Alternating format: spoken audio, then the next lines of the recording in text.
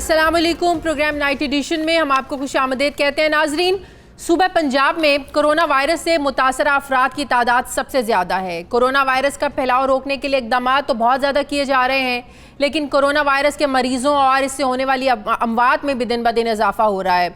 वज़ीर-ए-आज़म इमरान खान की लॉकडाउन से मुतालिक पॉलिसी के बरखिलाफ पंजाब हुकूमत ने लॉकडाउन में कल से मज़ीद सख्ती भी कर दी है, जिसके बाद हुकूमत ने रायवन सिटी को लॉकडाउन जबकि तबलीगी मरकज़ को करंतना कर दिया है। दूसरी तरफ पंजाब भर में लॉकडाउन में सख्ती के बाद सूबे भर में दुकानें 5 बजे बंद करने के अहकामात जो हैं जारी हो चुके हैं और आज से इस पर अमल दरामद भी हो रहा है, जबकि शहरियों को भी घरों से ना निकलने की हिदायत की गई है। लॉकडाउन की वजह से मजदूर और दिहाड़ीदार तबके के लिए पंजाब हुकूमत ने इंसाफ इमदाद प्रोग्राम के तहत 25 लाख ख़ानदानों को फ़ीकस 4,000 रुपये माली इमदाद देने का जो है ना वो एक अमल शुरू किया है, जिसके लिए 10 अरब रुपये मुख्तस किए जा चुके हैं। इस इमदादी प्रोग्राम का इजरा कब से होगा, कैसे होगा, अभी सिर्फ ऐलान हुआ है, ये सवाल अभी जवाब तलब है। दूसरी तरफ वज़ीर आला उस्मान बुज़दार इस बात पर भी पुरुमीद नज़र आ रहे हैं कि पंजाब हुकूमत कोरोना वैक्सीन तैयार करने में सबसे पहले कामयाब होगी। हमारी दुआ है कि ऐसा ही हो, लेकिन अगर 11 करोड़ से ज़ायद आबादी रखने वाले सूबे में कोरोना की टेस्टिंग सहूलियात के बारे में अगर सिर्फ बात करें तो इस वक्त पंजाब में 5 लेबॉर्ट्रीज़ में टेस्ट हो रहे हैं। पंजाब में कोरोना टेस्ट करने के लिए हुकूमती सतह पर सिर्फ एक ही लेबॉर्ट्री लाहौर में काम कर रही है। महकमा सेहत पंजाब के हुकाम के मुताबिक लाहौर में पंजाब एड्स कंट्रोल प्रोग्राम की लेबॉर्ट्री पर सूबे भर का जो है वो बोझ है। अगर पाकिस्तान भर में मजमूई टेस्टों की बात की जाए तो मुल्क भर में अभी तक मजमूई तौर पर 14,658 लोगों के टेस्ट किए जा चुके हैं। सबसे ज़्यादा टेस्ट सूबे सिंध में किए गए हैं, जिसकी तादाद 6,000 से ज़्यादा है, जबकि पंजाब में 2500 टेस्ट किए गए और मुस्बत टेस्ट आने वालों की तादाद भी सबसे ज़्यादा है। इस सब पर बात करने के लिए मुझे ज्वाइन किया है वज़ीर सेहत पंजाब डॉक्टर यास्मीन राशिद साहिबा ने। अस्सलाम वालेकुम, बहुत शुक्रिया डॉक्टर साहिबा आपका। डॉक्टर साहिबा, आज जब से पाकिस्तान में कोरोना केस रिपोर्ट होना शुरू हुए तभी से तबलीगी जमात के अफराद को लेकर एक तशवीश सी शुरू हो गई थी। रायवन के तबलीगी इज्तिमा में 2 लाख से ज़्यादा अफराद शरीक हुए थे। 2 रातें वो वहाँ रहे, 3 दिन उन्होंने वहाँ गुजारे, इसके बाद फिर वो अपने मुख्तलिफ शहरों में चले गए। अब हुकूमत के सामने अगर सूरत हाल जो इस पर बात करें तो क्या आप लोगों के पास कोई इन्फॉर्मेशन है, क्या कोई प्रॉपर डाटा है कि कितने इलाकों में ये लोग फैल चुके हैं, कहाँ कहाँ गए हैं, कहाँ आप लोगों ने ढूंढना है, कहाँ उन लोगों को रखना है? कोई प्रॉपर इंफॉर्मेशन, कोई डाटा कलेक्ट किया है आप लोगों ने? देखिए जी, मकसद ये है कि उनका जो तबलीगी मरकज़ है, जो उनका हेड ऑफिस है, उनसे पूरा डेटा नेचुरली जो उनके मेंबर्स बाहर से आते हैं उनके पास एक डेटा होता है, सारा डेटा एड्रेसेस वगैरह लिए इस वक्त सबको ट्रेस किया जा रहा है।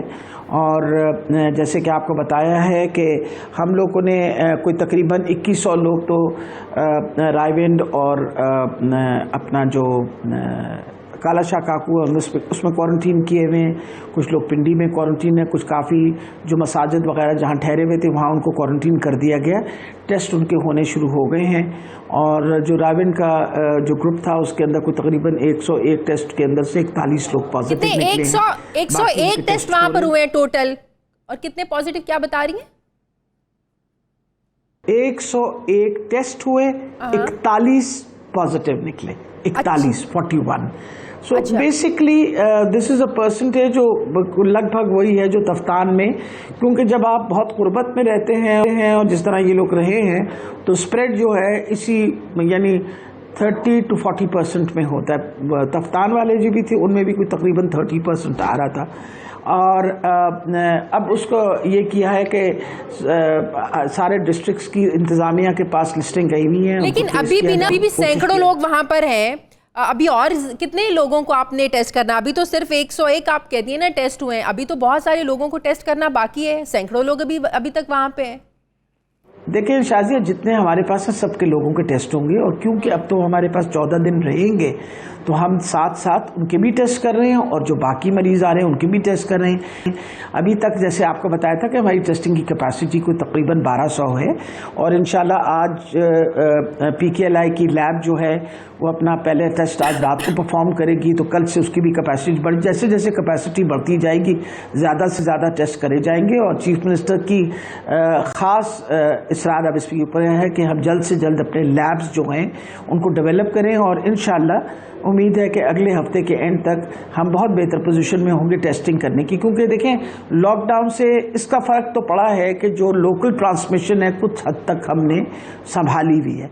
अब ज़रूरी है कि जितना जल्दी हम लोगों की टेस्टिंग कर लें उतनी जल्दी हम लोगों को क्वारंटीन कर सकते हैं, लोगों को आइसोलेट कर सकते हैं, जिनको इलाज की ज़रूरत है उनका इलाज हो जाएगा।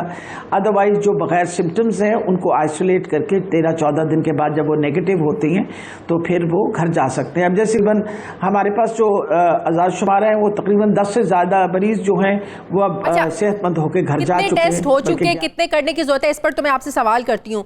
लेकिन आज जो चौधरी परवेज इलाही साहब ने एक दबंग सा, एक बड़ा उसको दबंग कह लें, गुस्से वाला कह लें, जो उन्होंने मैसेज दिया है कि जो तबलीगी जमात के लोग हैं उनके साथ ज्यादती किसी सूरत बर्दाश्त नहीं की जाएगी। क्या ज्यादती क्या हुई है उन लोगों के साथ? मेरा ख्याल है देखिए इम्पोर्टेंट ये चीज़ है कि कई दफ़ा जब लोग रजिस्ट वगैरह करते हैं तो किसी ने कोई छोटा मोटा मसला बन गया होगा, वो फिर कोई वायरल हुआ।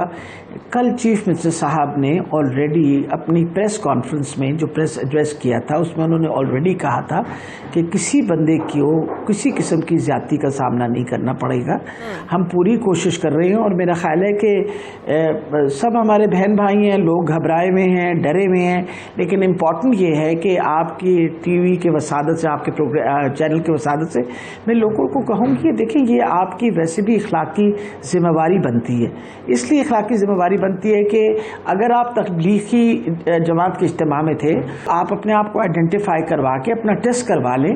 वजह यह है कि टेस्ट करवाने से कम ये तो पता चल जाएगा ना कि आपको अगर ये वायरस नहीं है तो आप अपने घर वालों के पास जाके कम से कम ये बीमारी फैलाने से तो गुरेज करें। कि ज़ाहिर है इस वक्त ज़्यादा से ज़्यादा टेस्ट करने की ज़रूरत है, लेकिन पंजाब में कोरोना के टेस्ट के लिए हुकूमती सतह पर सिर्फ एक लेबॉर्ट्री काम कर रही है, बाकी प्राइवेट जो हैं वो तो काम कर रही है। शौकत खाने की लेबॉर्ट्री वो मुफ्त टेस्ट कर रही है, जो प्राइवेट हैं वो बड़े बड़े पैसे ज़्यादा बटोर रही हैं। तो ये जो एक हुकूमती सतह पर लेबॉर्ट्री काम कर रही है, जहाँ लाहौर समेत सूबे भर के अस्पतालों से आने वाले जो कोरोना के टेस्टों का तजिया के बाद जो रिपोर्ट्स है ज़ाहिर है फिर वो बाद में भिजवाते हैं, तो एक लेबॉर्ट्री पर इतना ज़्यादा जब बोझ पड़ेगा तो ज़ाहिर रफ्तार भी सुस्त होगी, ज़्यादा तादाद में टेस्ट भी नहीं हो सकेंगे। देखिए शाजिया, मेरा ख्याल है सबसे बड़ी ये बात है कि ये सब अपना सूबों को इसका सामना करना पड़ रहा है। The number of test that we have to do, क्योंकि अब तक हम लिमिटेड नंबर ऑफ टेस्ट कर रहे थे और सब अपनी कैपेसिटी बढ़ाने की कोशिश करें। इंशाल्लाह हम ऑलरेडी बार मैं रोज़ाना प्रोग्राम से बताती हूँ, हमने अपनी कैपेसिटी काफ़ी हद तक बढ़ा रही है। जब शुरू किया था तो हमारे पास एक अपना लैब था, अब अल्हम्दुलिल्लाह हमारे 4 लैब जो है वो काम कर रहे हैं। एक जिना का लैब जो है उसने काम शुरू कर दी है, उधर अपना मुल्तान का लैब जो है उसने काम शुरू कर दिया है। इसी तरीके से फोरेंसिक जो पुलिस लैब है उसने भी इस पे काम इंशाल्लाह कल से वो भी शुरू कर देंगे। PKLI का जो लैब है उसमें आज पहले टेस्ट रन शुरू होने लगा है रात को, और उम्मीद है कल तक वो भी टेस्ट होने शुरू हो जाएंगे। और जिस तरह चीफ मिनिस्टर साहब ने हमें कहा है 8 नए लेवल 5 लैब, लेवल 3 लैब जो हैं वो तैयार हो जाएंगे, और जब ये तैयार होंगे तो इंशाल्लाह पूरी कोशिश करेंगे। ये बताइएगा इस वक्त पंजाब में कितने कंफर्म केसेस हैं? पंजाब इस वक्त कंफर्म 748 केसेस हैं। और सबसे ज़्यादा तादाद जो है इस वक्त लाहौर में जो तकरीबन 167 है अगर हम शहरों का हिसाब किताब लें, और उसके बाद गुजरात है जहां 86 हैं, और उसके बाद रावलपिंडी है जहां 46 है, उसके बाद जेहलम है जहां 28 है। तो मेजर एरियाज़ जो हमारे अब हॉट एरियाज़ बन रहे हैं वो लाहौर है, गुजरात है, रावलपिंडी है, जेहलम है। इसी वजह से हम इन जगहों पे मखसूस कर रहे हैं। आपको पता है कि आज चीफ मिनिस्टर साहब ने जाके सुबह जो हमारा एक्सपो सेंटर का हॉस्पिटल है उसका सब काम शुरू हो गया है। लोगों को हम दावत दे रहे हैं कि आप मेहरबानी करके आएँ, वहाँ अपना चेकअप भी करवाएं, और अगर टेस्ट मुनासिब होगा तो हम अगर ज़रूरत समझेंगे तो आपका टेस्ट भी हो जाएगा।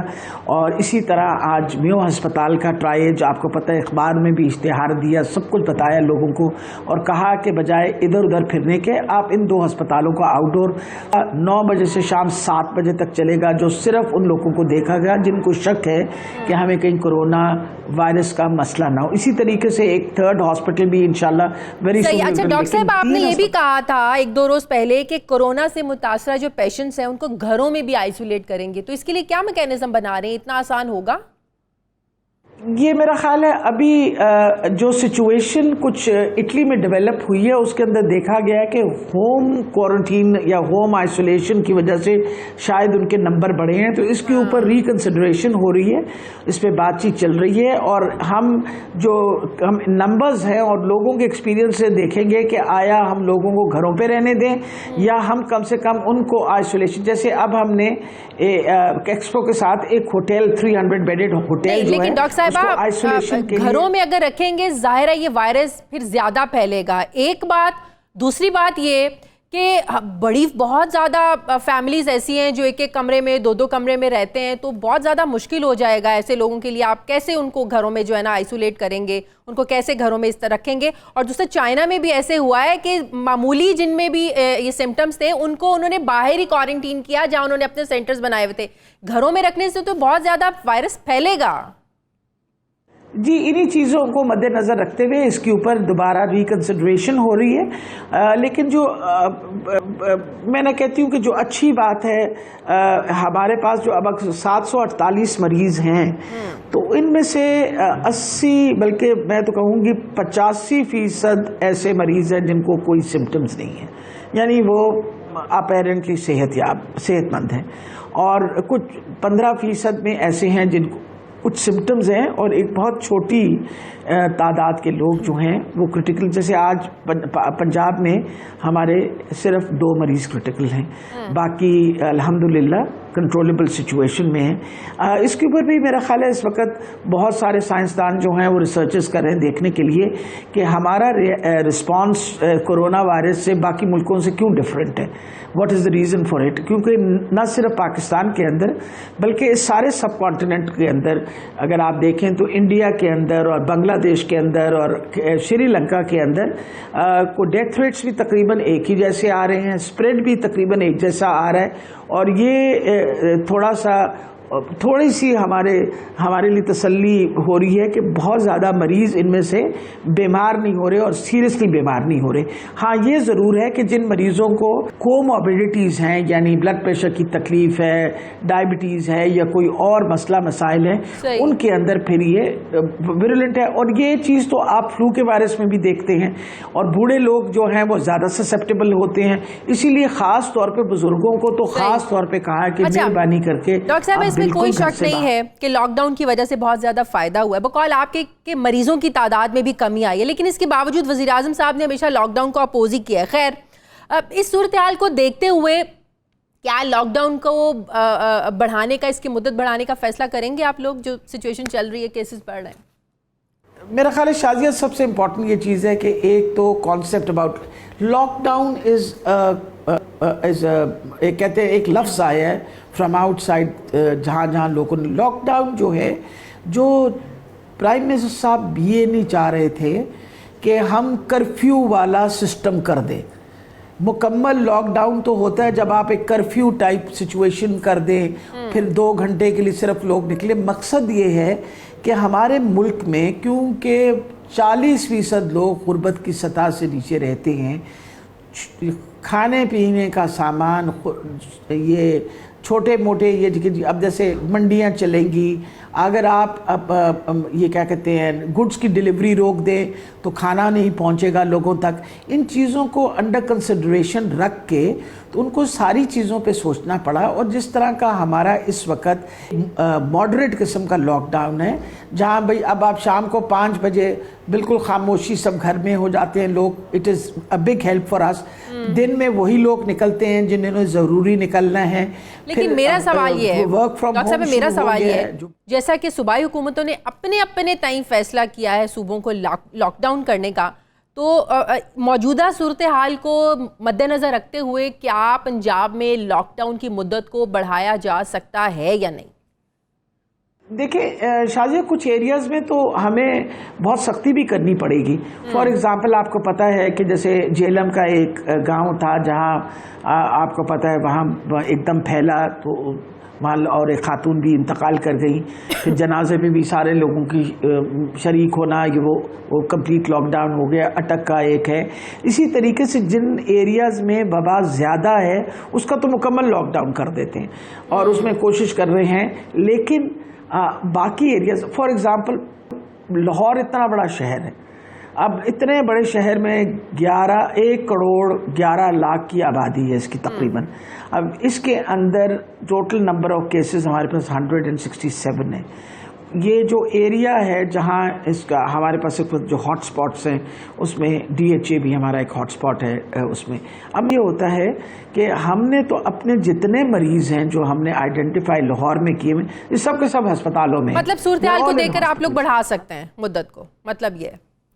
जी बिल्कुल बिल्कुल बिल्कुल, वी कैन डू दैट। बहुत शुक्रिया डॉक्टर यास्मीन राशिद साहिबा मेरे साथ ही। नाज़रीन, मुझे प्रोग्राम में एक ब्रेक लेनी है, वापस आते हैं वक्फे के बाद।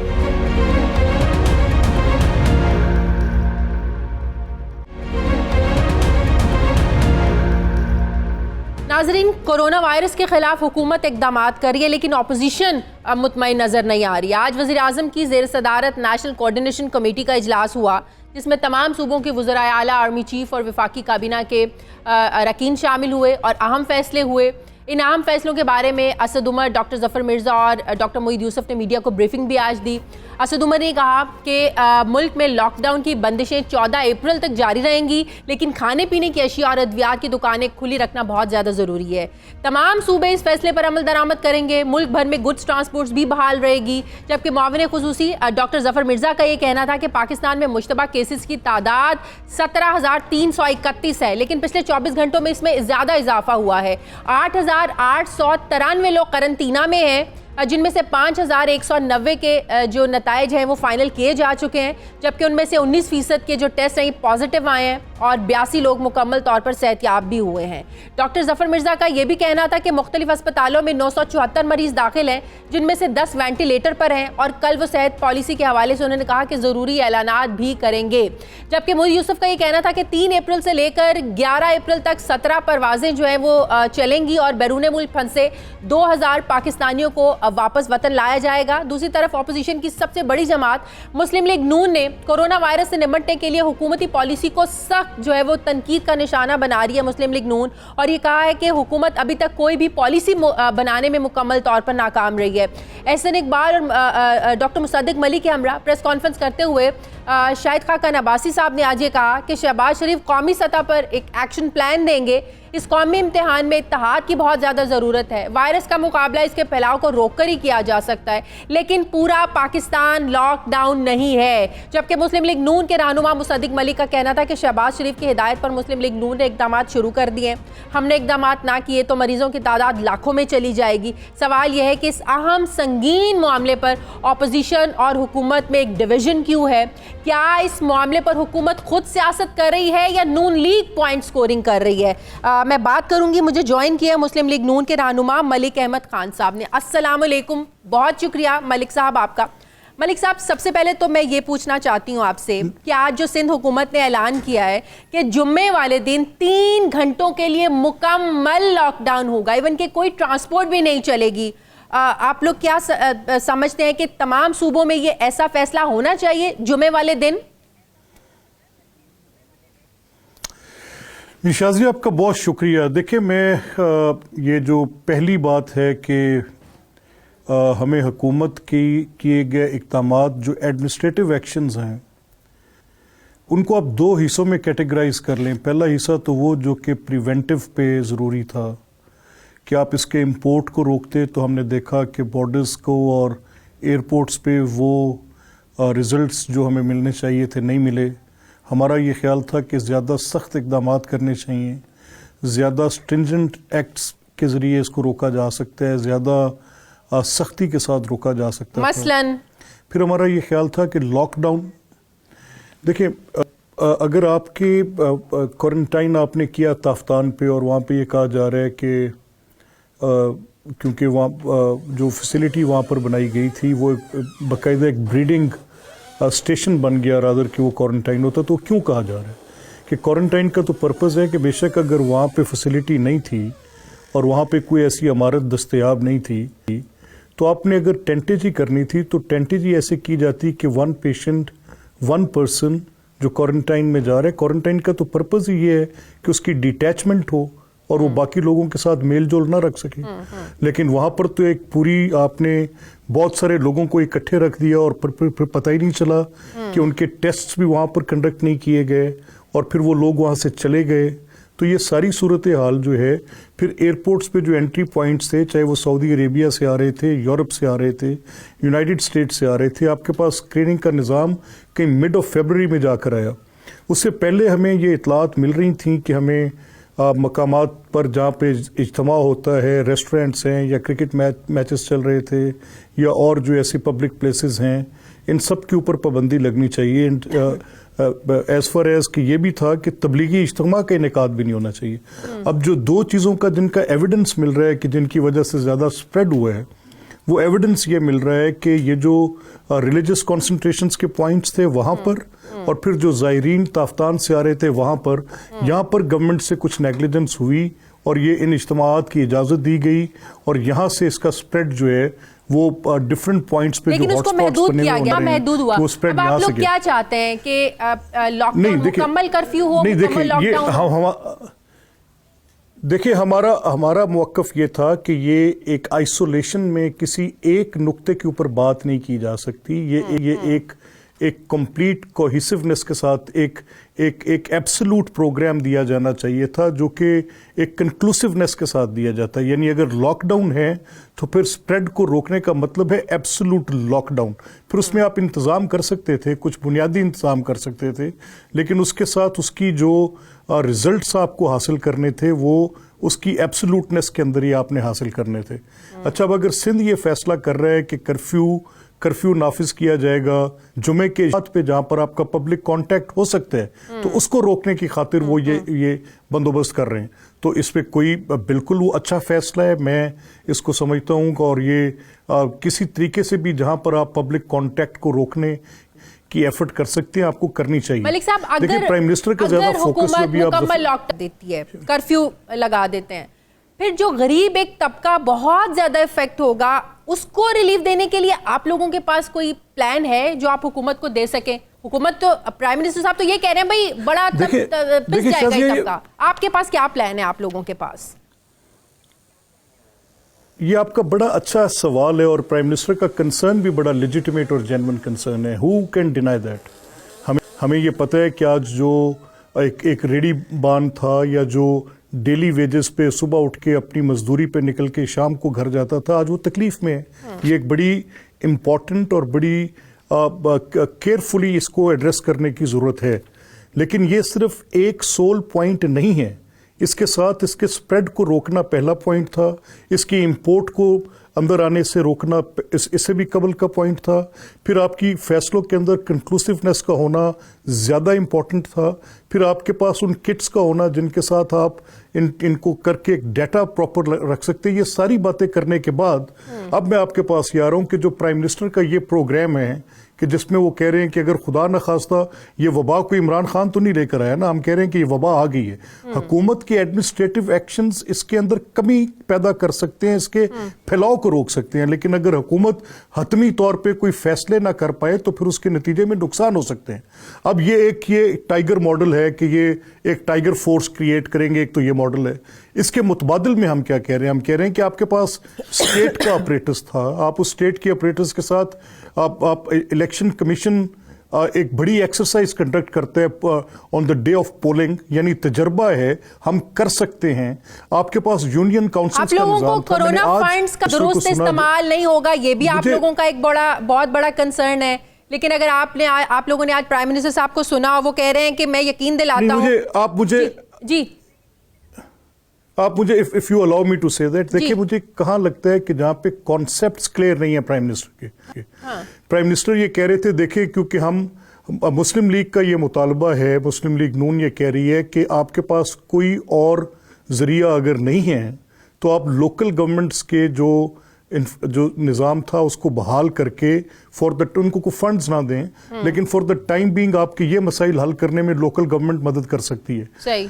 प्राइम मिनिस्टर ये कह रहे हैं कि सिर्फ केपी का निज़ाम था जिसके अंदर विलेज की सतह पे था, तो ये तो बाबा उससे भी ज्यादा डिवॉल्व था, ये तो वार्ड की सतह पे था और एक विलेज के अंदर 3-3 वार्ड्स होती हैं। अगर आपके पास ये एक प्रॉपर आपको असिस्टेंस नहीं मिल सकी कि आप देखें कि ज़्यादा ग्रास रूट लेवल पे बिल्कुल at the door step ward का निज़ाम लेकर जाएगा या विलेज काउंसिल का निज़ाम लेकर जाएगा, तो देन मेरे पास सर पीटने के सिवा और कोई चारा नहीं रहता।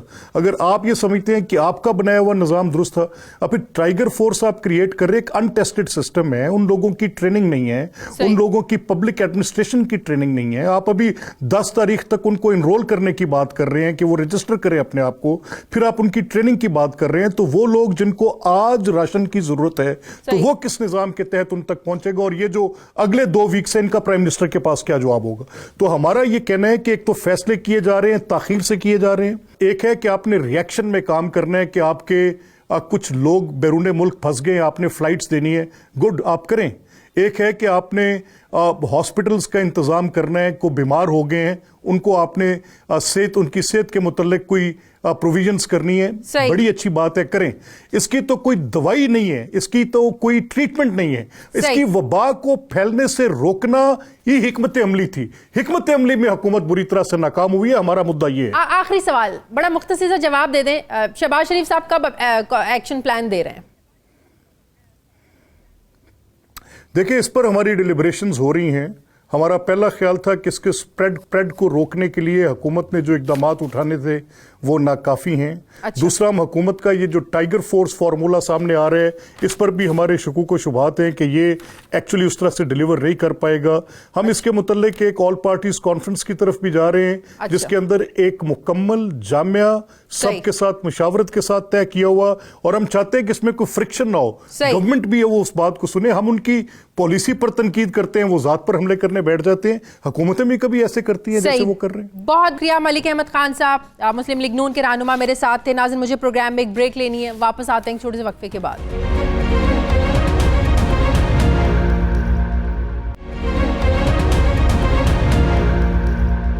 नाज़रीन, आलमी दायरा सेहत ने पाकिस्तान समेत एशियाई ममालिक के लिए खतरे की घंटी बजा दी और ये कहा है कि जब तक कोरोना की वबा जारी रहेगी, एशियाई ममालिक में वायरस के फैलाव का खतरा बरकरार रहेगा। आलमी दायरा सेहत की जानिब से जारी एक एलामिया के मुताबिक एशियाई ममालिक में कोरोना वायरस की वबा के खात्मे का जल्द इम्कान नज़र नहीं आता। इसमें ज़्यादा वक्त लगेगा। इन ममालिक के शहरियों को पूरी संजीदगी के साथ देर तक हिफाजत इक़दाम तसलसल के साथ जारी रखने के लिए तैयार रहना होगा। दूसरी तरफ पूरी दुनिया में कोरोना वायरस से मुतालिक तहकीक हो रही है और ऐसी एक तहकीक के बाद ये इंकशाफ हुआ है कि कोरोना वायरस से मुतासरा मरीजों में इसकी अलामात क्लियर होने के बाद भी वायरस 8 दिन तक मौजूद रह सकता है और हो सकता है कि उस दौरान वो दीगर अफराद को इससे मुतासर कर दे। तहकीक में ये भी कहा गया है कि सेहतयाब अफराद को ज़्यादा वक्त के लिए अज खुद आइसोलेशन के बारे में सोचना चाहिए ताकि जो दीगर लोग हैं वो इससे मुतासर ना हो, वो इसका शिकार ना हो पाएँ। जबकि दुनिया भर में तेज़ी से फैलने वाले कोरोना वायरस के खिलाफ मखसूस वैक्सीन की तैयारी में कम अज़ कम 1 साल का वक्त दरकार है। ऐसे में साइंसदान जो है वो मुख्तलिफ टेस्ट भी कर रहे हैं ताकि फिल वक्त इस बीमारी से निजात के लिए कोई वैक्सीन या कोई तरीका जो है वो ढूंढा जा सके। इस सब पर बात करने के लिए मेरे साथ मौजूद हैं chairman prime minister task force doctor Ataur Rahman साहब। अस्सलाम वालेकुम। अब बहुत शुक्रिया डॉक्टर साहब आपका। डॉक्टर साहब, सबसे पहले तो मैं ये पूछना चाहती हूँ, जो भी मैं बात इंट्रो में भी करी थी, कि इस वक्त दुनिया में तकरीबन हर जगह रिसर्च हो रही है, तहकीकात हो रही है, मुख्तलिफ नौइयत को लेकर, वैक्सीन को लेकर, इलाज को लेकर, क्लिनिकल ट्रायल्स हो रहे हैं। लेकिन हमारे यहाँ मैं सोच रही थी यूनिवर्सिटीज़ भी बंद हैं, जो रिसर्च इंस्टीट्यूट हैं वो भी बंद हैं। तो आप लोग किस तरीके से काम कर रहे हैं, या आप लोग ये कह रहे हैं कि एटलीस्ट रिसर्च जो इंस्टीट्यूट हैं, इदारे, इनको ही खोल दिया जाए ताकि इस काम को मज़ीद जारी रखा जा सके? जी, बिस्मिल्लाहिर्रहमानिर्रहीम। ये बहुत ज़रूरी है कि हम अपने रिसर्च के जो इदारे हैं उनको फौरी तौर पे खोलें ताकि ये जो इस वक्त जो चैलेंज है उसको हम मीट कर सकें। कराची यूनिवर्सिटी में जो international centre for chemical and biological sciences है, उसमें हमने किसी हद तक तहकीक जारी रखी है इन सब हालात के बावजूद, और उसी के नतीजे में जो Jamilur Rahman centre for genomics research है, जो इत्तेफाक से मेरे वालिद के नाम से ही मंसूब है क्योंकि मेरी ग्रांट से बना था वो कराची यूनिवर्सिटी में, तो वहाँ पर ये पाया गया है, इसका स्ट्रक्चर पूरा सीक्वेंस किया गया है, उसकी पूरी साख मालूम की गई है, और ये पता चला है कि 9 पॉइंट्स ऑफ डिफरेंस हैं, 9 म्यूटेशंस हैं इसमें उस वायरस के मुकाबले में जो वुहान चाइना में दरियाफ्त हुआ था। और अब इस पर मजीद ये डाउ यूनिवर्सिटी ने पेशेंट से निकाल के हमें दिए थे सैंपल्स, जिससे हमने एक्सट्रैक्ट करके और ये सारा काम किया है। ये लेटेस्ट जीन सीक्वेंसर्स हमारे पास लगे हुए हैं जिसमें ये काम हुआ है। तो अब ये जो आप बात कर रही हैं कि क्या किया जाए, तो 3-4 अप्रोचेस हैं। Number 1, vaccine. ये साल 1.5 साल दूर है तो इसको आप रूल आउट कर दें। नंबर 2, नया ड्रग डेवलपमेंट कोई डिस्कवर हो जाए। ये जो है 5 से 10 साल दूर है, क्योंकि वो FDA अप्रूवल का बहुत लंबा तरीका है और कई 100 अरब रुपए लगते हैं इसके अंदर। इसको भी आप भूल जाएं। नंबर 3, एग्जिस्टिंग जो हमारे पास ड्रग्स हैं, एंटीवायरल ड्रग्स हैं, एंटीबायोटिक्स हैं और बहुत सारे और ड्रग्स हैं, एंटी मलेरियल्स हैं वगैरह, इनको इस्तेमाल करने की देखा जाए कि उनमें कोई एक्टिविटी आती है या नहीं। तो इस वक्त दुनिया में फोकस इस पर है, हमारा भी फोकस इस पर है और क्लिनिकल ट्रायल्स इस पे शुरू हो चुके हैं Lahore university of health sciences में, और इसी तरह कराची में शुरू हो रहे हैं। कुछ एंजाइम इनहिबिटर्स हैं जो कि रोकेंगे इस वायरस को इंसानी खलियों से जुड़ने में, जो चिपक जाता है ज़ोर से और फिर अंदर घुसता है। तो इसके ऊपर काम हो रहा है। और चौथे जो है इनिशिएटिव, वो ऐसी जड़ी बूटियां हैं, कुछ पाकिस्तान में पाई जाती हैं, कुछ चाइनीज़ में। चाइनीज़ जड़ी बूटियां जो है वहाँ पे चाइना ने मंजूर किया है ऑफिशियली कुछ जड़ी बूटियों को कि वो वहाँ पे इस्तेमाल करें कोरोना वायरस के खिलाफ, और अच्छे रिजल्ट्स आए हैं। तो वो हमने पाकिस्तान भी मंगा लिए हैं उसके कैप्सूल्स, और यहाँ पे उसके अच्छा डॉक्टर साहब, एक और बात बताइएगा। WHO जानिब से जो एलामिये में कहा गया है कि एशियाई ममालिक में कोरोना के खात्मे का जल्द इम्कान नजर नहीं आता। अगर देखें तो चाइना, पाकिस्तान, भारत, ईरान, बांग्लादेश, अफगानिस्तान, तकरीबन इफेक्टेड लोगों के जो नंबर्स हैं तकरीबन एक जैसे भी हैं, हलाकतों के नंबर भी आगे पीछे एक जैसे ही हैं। चाइना में बहरहाल बहुत ज़्यादा है, लेकिन यूरोप और अमेरिका में डॉक्टर साहब जिस तरीके से ये इंग्लैंड में और इन जगहों पे फैल रहा है, क्या ये मौसम की शिद्दत, मौसम का गर्म होना, सर्द होना, इस पे भी डिपेंड करता है इन ममालिक में? और एशिया का जो वेदर है ये डिपेंड करता है कि वायरस की शिद्दत कम होती है या बढ़ती है, ज़्यादा इफेक्ट करता है, कम इफेक्ट करता है? 3 वजूहात हो सकती हैं इसकी। सबसे पहली वजह हो सकती है कि हो सकता है कि हमारे यहाँ क़ुव्वत मुदाफ़ियत ज़्यादा हो। यूरोपीय ममालिकों को वहाँ बिल्कुल साफ़ सुथरा इन्वायरमेंट है, उनका इम्यून सिस्टम आदत नहीं होती इस किस्म के वायरस बीमारियों से। हमारे यहाँ माहौल जो है उसमें आलूदगी ज़्यादा है, जरासीम ज़्यादा हैं। तो एक वजह ये हो सकती है कि हमारी क़ुव्वत मुदाफ़ियत ज़्यादा हो। दूसरी वजह ये हो सकती है कि ये वायरस किसी हद तक मुख्तलिफ है उन वायरस से, ये तो हमने साबित कर दिया है कि किसी हद तक मुख्तलिफ है। तो हो सकता है इसके अंदर वो इतनी तेज़ी से स्प्रेड करने की काबिलियत ना हो, लेकिन ये पता चलेगा 4 से 6 हफ्ते बाद, जब रेट ऑफ एक्सपेंशन आपको पता चलेगा पाकिस्तान में कितनी तेज़ी से ये फैल रहा है। तो ये दूसरी वजह हो सकती है। और तीसरी वजह मौसम की हो सकती है कि यहाँ पे गर्मी है, वहाँ पे ठंड मौसम है, ठंडे मौसम में ज़्यादा तेज़ी से फैलता है। इसके बारे में असल पता चलेगा जब थोड़ी गर्मी पड़ेगी 3-4 हफ्ते बाद, तो उसकी वजह से ये कमी हो जाती है इसके फैलने में या नहीं। अभी ये पहली गर्मी है इस वायरस के लिए, तो इसलिए ये अभी मुश्किल है कहना कि गर्म मौसम में ये किस हद तक रुकेगा। लेकिन ये बात एक सही है कि यहाँ पे जो अमवात हो रही हैं अल्लाह के फजल से वो बहुत कम है उन अमवात से जो ममालिक में हो रही हैं। तो ये जो है ये इससे कुछ रोशनी की किरण नजर आती है। बहुत शुक्रिया। ताउर रहमान साहब मेरे साथ थे। नाज़रीन, मुझे प्रोग्राम में एक ब्रेक लेनी है, वापस आते हैं एक छोटे से वक्त के बाद।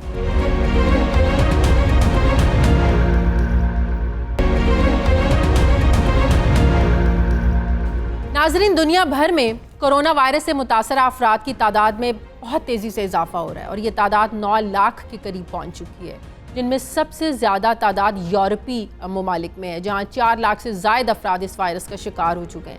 अब तक दुनिया में सबसे ज़्यादा जो हलाकतें हुई हैं ये इटली में हुई हैं, जहां इस वायरस से 12,000 से ज़ायद अफराद जो है ना वो हलाक हो चुके हैं, जबकि 1,05,000 से ज़ायद अफराद इस वायरस का शिकार हो चुके हैं। दूसरी तरफ अगर स्पेन की बात करें तो स्पेन में भी कोरोना वायरस बहुत तेज़ी से फैल रहा है और इसे संभालना वहाँ भी मुश्किल होता जा रहा है। यूरोप में इटली के बाद अब स्पेन को जानलेवा कोरोना वायरस ने अपना मरकज़ बना रखा है और रोज़ अमवात में तेज़ी के साथ जो है ना वो इजाफा हो रहा है। गुज़श्ता रोज़ 5 रोज़ से 800 से ज़ायद जो है ना वो अमवात रिकॉर्ड हुई हैं। मरीज़ों की तादाद 1 लाख से बढ़ गई है, जबकि 9,000 से ज़ायद अफराद जो हैं वो हलाक हो चुके हैं। 15 रोज़ा पाबंदियों के बाद स्पेन के वज़ीर-ए-आज़म ने पाबंदियों को मज़ीद जो है वो सख्त करने के अहकामात जारी किए और सिर्फ इंतहाई कोई ज़रूरत है उसके वक्त ही आवाम को घर से निकलने की इजाज़त दी जा रही है। ये दोनों ममालिक से मैं अपने नुमाइंदे लूँगी। इटली से मेरे साथ है तनवीर इरशाद हैं, स्पेन से हमारे नुमाइंदे शाहिद अहमद। शाहिद, सबसे पहले मैं स्पेन जाऊँगी, शाहिद से बात करूँगी।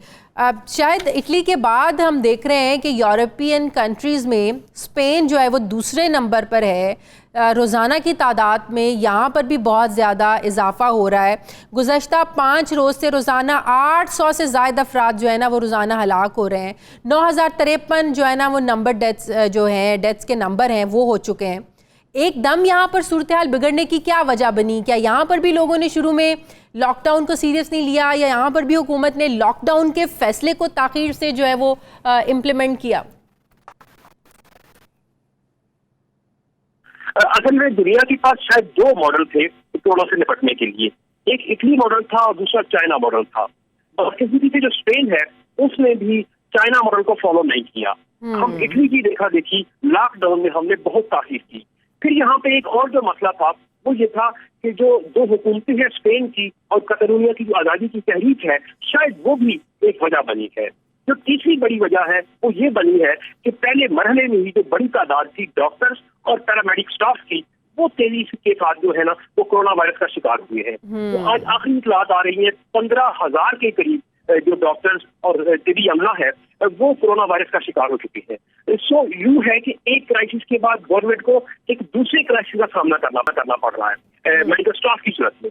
जहां तक उनके मोरल की ताल्लुक है तो जो पूरी गवर्नमेंट है और जो शहरी है वो हर रोज शाम 8 बजे अपनी बालकनी में खड़े होकर उनके लिए क्लैप करते हैं, उन्हें सल्यूट करते हैं। और क्योंकि इस वक्त जो पहली सफ में लड़ रहे हैं ना वो वही अमला है, लेकिन वो हमारा हीरो भी है। उस दुनिया में ही वो मौत के सामने खड़े हैं, मगर दूसरी तरफ जो शहरी है वो उनकी भरपूर हौसला अफजाई कर रहे हैं। अगर कुछ ब्रादर देखे ना जी, यकीन कीजिए कि वो आंखों में आंसू आ जाते हैं। इतने खूबसूरत इस मुश्किल दौर में भी जो लोगों के जज्बे हैं वो काबिल दीद और काबिल दाद है। सही। तनवीर इरशाद इटली में। तनवीर, जैसे ही यहाँ पर मुकम्मल लॉकडाउन पर अमल हुआ उसके बाद इतालवी हुकूमत ने मज़ीद लॉकडाउन को बढ़ाने का भी और सख्त करने का भी फ़ैसला किया। तकरीबन 1 हफ़्ता पहले मेरी जब आपसे बात हुई थी तो आपने कहा था कि कुछ सूरत हाल जो है वो बेहतर होना शुरू हुई है सख्त लॉकडाउन के बाद। मज़ीद 1 हफ़्ता गुजरने के बाद क्या सिचुएशन है वहाँ पर? जी बिल्कुल, आज भी जो मैं आज का फिगर बताता चलूँ, आज भी 727 अफराद जो हैं इटली में कोरोना वायरस से हलाक हुए हैं। इसके बाद जो तादाद है वो 13,000 से भी ज़ायद जा पहुंची है। तमाम जो गुज़श्ता 3 हफ्ते से लॉकडाउन तो उसमें सख्तियाँ की गई हैं। उसके बाद जो नए मुतासरीन की तादाद जिस तरह 5,000 6,000 रोजाना की तादाद थी उसमें कुछ कमी वाक़ई हुई है गुज़श्ता 3-4 दिन से। अब जो वो तादाद है वो 2,000 और 3,000 तक रह गई है जो नए केसेस की तादाद है। इटली की हुकूमत ने जो है वो उसमें लॉकडाउन में भी जो मजीद तस्वीर कर दी है। तमाम तालीमी इदारों को उन्होंने कहा है कि अब जो है हो सकता है कि उसे मजीद जो है वो तस्वीर की जाए, लेकिन जो सनती इदारे हैं या जो फैक्ट्रियां हैं उससे भी जो है 13 अप्रैल तक बंद कर दिया। 13 अप्रैल के बाद जो है नए जो केसेस की तादाद या जो भी चीजें हैं वो देख कर की जाएंगी। सबसे जो अहम चीज है कि अब तक जो तालीमी इदारे कह रहे हैं कि जो कोरोना वायरस इटली में है वो सबसे ज्यादा जो ज़ईफ़ुल उम्र अफराद है, जो औसत उम्र उन्होंने निकाली है अब तक वो 79 ईयर्स है। यानी 79 ईयर्स से जायद जो उम्र के अफराद है उन्हें ज्यादा जो है कोरोना वायरस अफेक्ट कर रहा है। यहाँ पर काफी सारे ऐसे ओल्ड होम है जहाँ पर जो है ज़ईफ़ुल उम्र अफराद को रखा जाता है कि वो उसमें पूरे के पूरे जो जितने भी अफराद थे, जितने भी वहाँ लोग थे, वो सारे के सारे कोरोना वायरस के बायस जो है हलाक हो चुके हैं। इसका मतलब जो 70 साल से ज्यादा के लोग हैं उन पर ज्यादा असरअंदाज हो रहा है ये वायरस। जी बिल्कुल बिल्कुल जी। जो इटालवी इदारों को भी कहना है कि 40 साल से कम उम्र के अब तक जो है ये कल तक जो इनका ये अदाद-ओ-शुमार थे कि 12,500 लोगों में से 40 साल से जो कम उम्र थे उनकी तादाद 50 से भी कम है। बहुत शुक्रिया तनवीर इरशाद इटली से, शाहिद अहमद शाहिद स्पेन से, आप दोनों का बहुत शुक्रिया।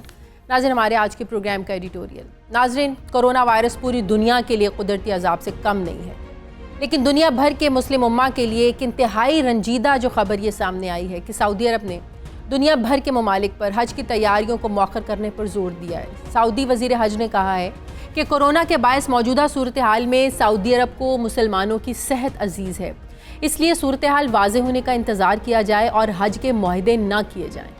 सऊदी अरब हज और उम्रा ज़ायरीन की खिदमत और सहूलियात की फराहमी के लिए तैयार है, लेकिन हुकूमत ने रवां साल हज होने या ना होने से मुतालिक अभी तक कोई प्रॉपर ऐलान नहीं किया है। यकीनन सऊदी अरब से आने वाली इस खबर ने तमाम उम्मत मुस्लिमा को रंजीदा किया है। हमें अपने गुनाहों से तौबा इस्तग़फ़ार करनी चाहिए, हमें अल्लाह से माफ़ी मांगनी चाहिए।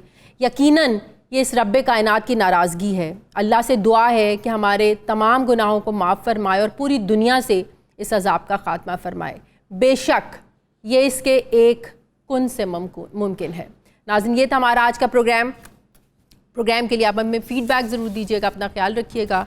मुझे इजाज़त दीजिए। अल्लाह हाफ़िज़।